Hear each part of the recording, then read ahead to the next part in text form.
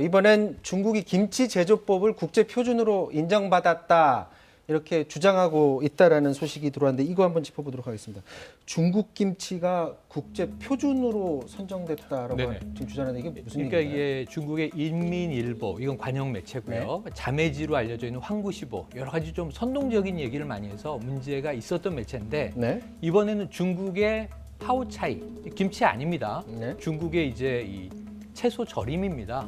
그런데 이것이 이 국제 규격 ISO 인증을 받았다. ISO는 우리나라 대기업, 중소기업까지 다 받는 표준 이제 인증입니다. 네. 그런데 이걸 받았다는 이유로 마치 이 파오자이의 품질 인증을 받은 거예요. 네. 그런데 이게 국제 김치 표준으로 중국이 인정된 것처럼 굉장히 난감한 이야기를 하면서 이 안에는 종주국의 굴욕, 김치 종주국은 중국인데 이 김치를 이렇게 많이 수입하고 있다는 건 우리가 굴욕이다라는 취지의 내용이 담긴 이야기를 해서 몇 가지의 사실, 파오차이가 ISO를 받은 것을 짜깁기 해서 마치 김치가 중국 것인 것처럼 지금 호도하고 있는 기사가 나와서 물의가 벌어졌습니다. 그러니까 파오차이의 국제 기준은 만들어졌는데 네.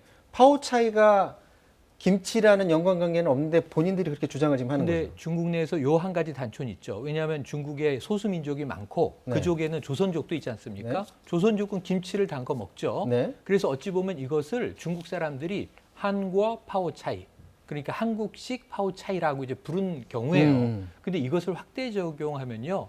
제 생각에는 이게 단무지나 피클이 다 김치가 되는 이상한 상황이 벌어질 수 있습니다.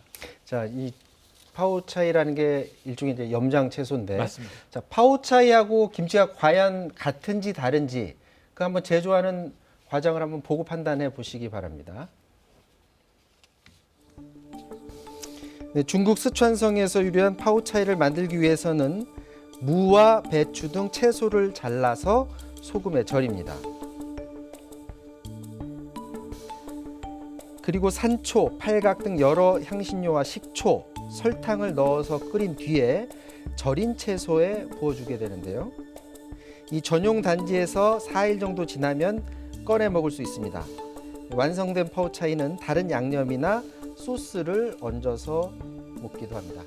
자, 시청자 여러분들 지금 나오는 화면 보셨죠? 지금 어떻게 보면 약간 무침 같아 보이기도 하고 절인 채소 같아 보이고 하는데 저걸 김치랑 완전히 다른데 저걸 네. 김치라고 주장을 하고 있는 거예요. 그러니까 우리나라는 이제 나물이나 뭐 무채 나물이라든가 다양한 종류의 나물들이 있지 않습니까? 네. 절여서 먹죠. 그런데 김치는 우리 입장에서 완전히 다른 거죠. 네. 김치는 이제 발효식품인데 이 중국의 기준으로 봤을 때도 파오차이와 김치가 다른 게 나옵니다.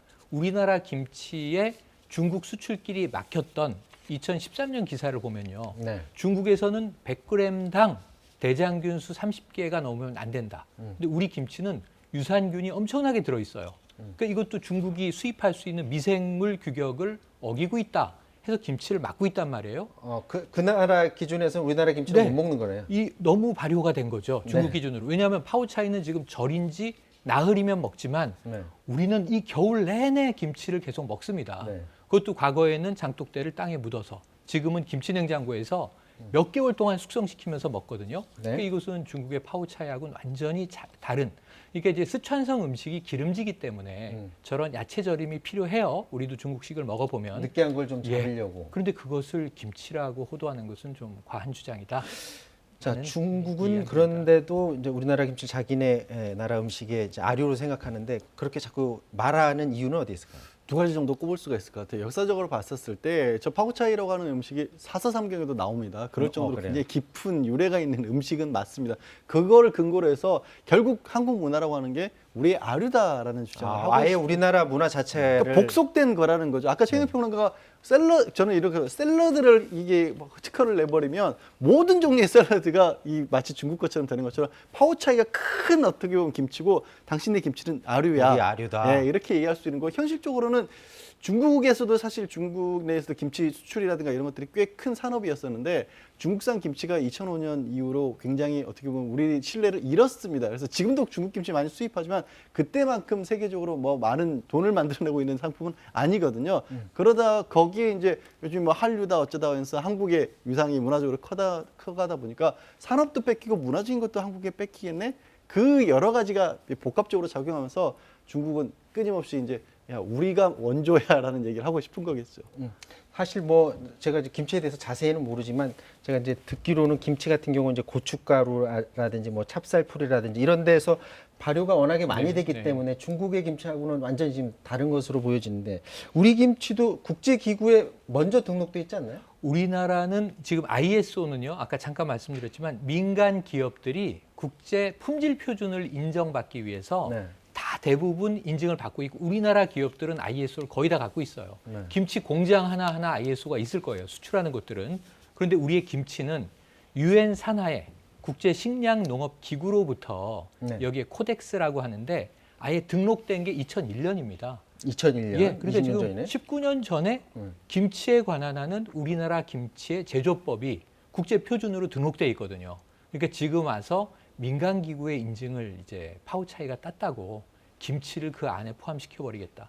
지금 사실은 이 중국의 동북공정 2000년대 이후에 초기에는 우리가 많이 경계했었습니다. 뭐 발해의 역사를 중국 역사로 흡수해 버리고 아리랑도 자신들의 것이다. 한복도 자신들의 것이다. 한글도 중국에서 파생된 것이다. 심지어 최근에는 이 중국 포털에서 난리가 났던 게 손흥민 선수가 중국계다. 이런 얘기들이었거든요. 네. 그래서 중국의 좀 이런 역사 왜곡이나 문화를 자국으로 흡수하려는 시도, 이 굴기가 너무 과도하게 되면 역사 왜곡이 되는 것 아닌가 하는 생각입니다.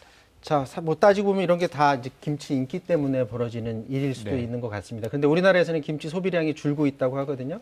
우리 젊은이들, 청소년들이 김치를 소비를 늘릴 수 있게 하는 그런 노력도 좀 필요해 보이는 것 같습니다. 자, 지금까지 최영일 평론가, 양지열 변호사와 말씀 나눴습니다. 말씀 고맙습니다. 고맙습니다. 네, 사사건건 마치겠습니다. 내일 다시 뵙겠습니다. 고맙습니다.